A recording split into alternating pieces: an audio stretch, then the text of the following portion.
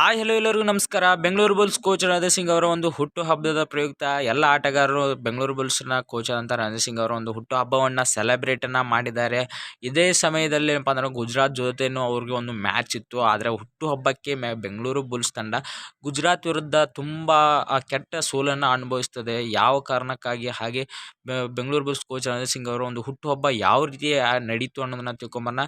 ಅದಕ್ಕಿಂತ ಮುಂಚೆಗೆ ನಮ್ಮ ಯೂಟ್ಯೂಬ್ ಚಾನಲ್ ಸಬ್ಸ್ಕ್ರೈಬ್ ಆಗಲ್ಲ ಅಂದರೆ ಇಲ್ಲಿ ಸಬ್ಸ್ಕ್ರೈಬ್ ಮಾಡ್ಕೊಳ್ಳಿ. ಹಾಗೆ ಈ ಒಂದು ವಿಡಿಯೋಗೆ ಲೈಕನ್ನು ಕೊಡೋದನ್ನ ಮರೆಯೋದಕ್ಕೋಬೇಡಿ ಫ್ರೆಂಡ್ಸ್.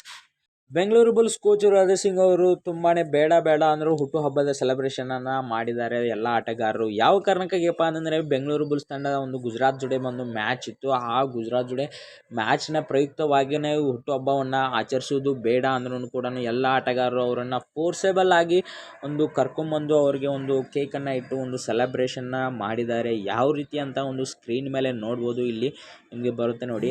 ಈ ರೀತಿಯಾಗಿ ನಿಮಗೆ ಒಂದು ಸ್ಕ್ರೀನ್ ಮೇಲೆ ತೋರಿಸ್ತಾ ಇದ್ದೀನಿ. ಈ ರೀತಿಯಾಗಿ ಒಂದು ಸೆಲೆಬ್ರೇಷನ್ನ ಮಾಡಿದ್ದಾರೆ. ಅಲ್ಲೇ ಪಕ್ಕದಲ್ಲೇ ಮತ್ತು ಒಬ್ಬ ಆಟಗಾರ ಇದ್ದಾನೆ.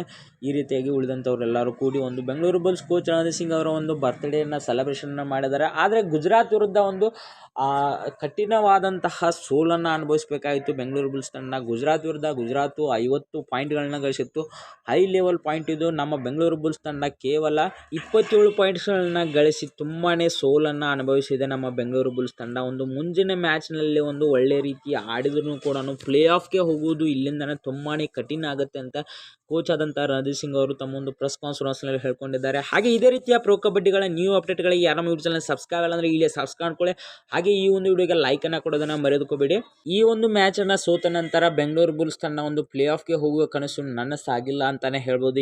ಯಾಕಪ್ಪ ಅಂತಂದ್ರೆ ಪಾಯಿಂಟ್ಸ್ ಟೇಬಲಲ್ಲಿ ಬೆಂಗಳೂರು ಬುಲ್ಸ್ ತಂಡ 8ನೇ ಸ್ಥಾನದಲ್ಲಿದೆ. ಪ್ಲೇ ಆಫ್ಗೆ ಹೋಗುವುದು ತುಂಬಾ ಕಠಿಣ ಅಂತಲೇ ಹೇಳ್ಬೋದು. Thank you so much friends. ಈ ವಿಡಿಯೋನ ಇಲ್ಲಿ ಮುಗಿಸ್ತಾ ಇದ್ದೇನೆ. ಈ ಒಂದು ವಿಡಿಯೋ ಬಗ್ಗೆ ತಮಗೇನು ಅನಿಸ್ತು ಅನ್ನೋದನ್ನ ಲೈಕ್ ಮತ್ತು ಕಮೆಂಟನ್ನು ಮಾಡೋದನ್ನು ಮರೆಯೋದಕ್ಕೋಬೇಡಿ.